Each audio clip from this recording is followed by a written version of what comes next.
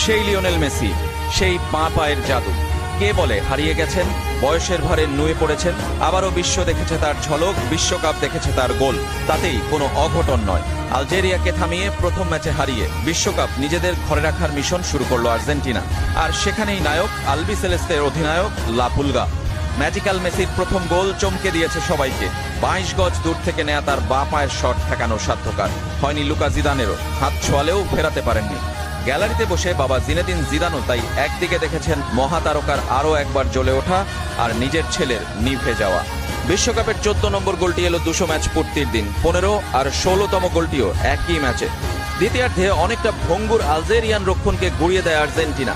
ম্যাকঅ্যালিস্টারের shot Luka Zidane ফেরালেও ধরে রাখতে ব্যর্থ। এমন সহজ সুযোগ কি আর মেসি মিস করেন? কয়েক ঘন্টা আগে সেনেগালের বিপক্ষে জোড়া গোলে কিলিয়ান এমবাপ্পে তাকে টপকে গিয়েছিলেন। মেসি তাকেও টপকে গেলেন, পূর্ণ করলেন হ্যাটট্রিক।